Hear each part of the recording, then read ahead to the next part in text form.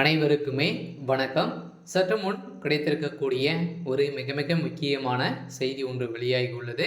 சற்று முன் சனாதன வழக்கை முடித்த நீதிமன்றம் உதயநிதிக்கு 5 ஆண்டு சிறை தண்டனை. இது மாதிரி செய்திகள் வெளியாகியிருக்கு.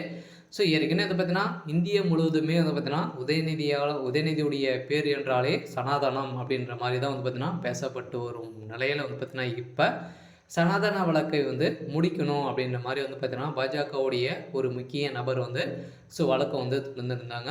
ஸோ இந்த வழக்கின் அடிப்படையில் தான் இப்போ உச்சநீதிமன்றம் பார்த்தீங்கன்னா அதிரடியாக இந்த வழக்கை முடிப்பதற்காக கூடிய விரைவில் பார்த்தீங்கன்னா தகுந்த வாய்தா நடத்தப்படும் அப்படின்ற மாதிரி தான் பார்த்தீங்கன்னா இப்போ உச்சநீதிமன்றம் போட்ட அதிரடியான தீர்ப்பால் இவருடைய வழக்கு தாமாக முன் ஆனந்த வெங்கடேஷ் அவர்கள் பார்த்தீங்கன்னா இப்போ எடுத்து இவருடைய ஒட்டுமொத்த கதையும் முடிக்கக்கூடிய அளவிற்கு இப்போ இவருக்கு பார்த்தீங்கன்னா சிறை தண்டனை ஒரு 5 ஆண்டு வழங்கணும் அப்படின்ற மாதிரி பேசப்பட்ட ஒரு நிலையில் தான் இப்போ சனாதன வழக்கை ஒட்டுமொத்தமாக முடிக்கக்கூடிய அளவிற்கு இப்போ நீதிமன்றம் அதிரடியாக ஒரு தீர்ப்பு வழங்கியிருக்காங்க. ஸோ இதை பற்றி இந்த வீடியோவில் நம்ம முழுமையாக பார்க்க போகிறோம். ஸோ அதுக்கு முன்னாடி நம்ம சேனலுக்கு இப்போ தான் நீங்கள் முதல் முறையாக வந்திருக்கீங்க அப்படின்னா மறக்காமல் நம்மளுடைய சேனலை சப்ஸ்கிரைப் பண்ணிக்கோங்க.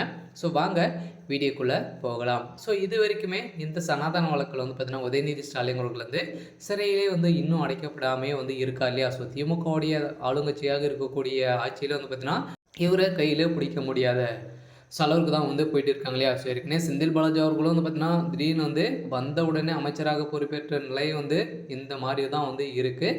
ஸோ இதன் அடிப்படையில் கூட பார்த்தீங்கன்னா சனாதன வழக்கும் இது ஒரு நிலைமை தான் இருக்குது.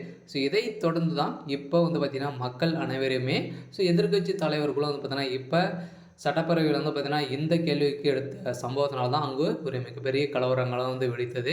இந்த கலவரத்தின் அடிப்படையில் தான் இப்போ சனாதன வழக்குக்கு நிறைய எதிர்ப்புகள் வந்திருக்கும் நிலையில் இப்போ பார்த்தீங்கன்னா பாமகவுடைய தலைவர்கள் நிர்வாகிகள் அனைவருமே பார்த்தீங்கன்னா போராட்டம் நடத்த போகிறதாகவும் அனௌன்ஸ் பண்ணியிருக்காங்க. ஸோ அதனால் அதுக்குள்ளேயே சனாதன வழக்கை முடிக்க வேண்டும் அப்படின்ற மாதிரி பார்த்தீங்கன்னா பாஜகவும் மேலிடத்தில் ப்ரெஷர் கொடுத்துட்டு வரும் நிலையில் தான் இப்போ உதயநிதி ஸ்டாலின் அவர்களுக்கு உச்சநீதிமன்றம் அதிரடியாக தீர்ப்பு வழங்க வேண்டும் அப்படின்ற மாதிரி தான் பார்த்திங்கன்னா மக்கள் அனைவருமே குற்றச்சாட்டி வரும் நிலையில் இப்போ உதயநிதி ஸ்டாலின் அவர்களுக்கு 5 ஆண்டு சிறை தண்டனை வழங்க போகிறதாக ஒரு பரபரப்பான ரகசிய தகவலும் வெளியாகிருக்கு. இருந்தாலும் இப்போ ஆதவ அர்ஜுனா அவர்கள் பார்த்திங்கன்னா உதயநிதியுடைய கண்ணில் விரல் விட்டு ஆட்டக்கூடிய அளவுக்கு தான் இப்போ ஒரு மிகப்பெரிய சம்பவம் செஞ்சுருக்கா இல்லையா? இப்போ பார்த்தீங்கன்னா ஆதவ அர்ஜுனா அவர்கள் பிஜேபியில் சேர போகிறதாக ஒரு பரபரப்பான செய்தி வெளியாகி வருகிற நிலை தான் அண்ணாமலை அவர்களும் ஆதவ அர்ஜுனா அவர்களும் சேர்ந்து போட்டு எடுக்கக்கூடிய மீட்பு சம்பவம் தான் இப்போ பார்த்தீங்கன்னா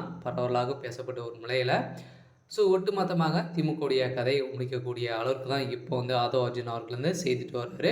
இருந்தாலும் என்ன நடக்க போகுது அப்படின்றத வெயிட் பண்ணி பார்க்கலாம். இது மாதிரி செய்திகளை தெரிஞ்சுக்கணும் அப்படின்னா மறக்காமல் நம்மளுடைய சேனலை சப்ஸ்கிரைப் பண்ணிக்கோங்க. தேங்க்யூ.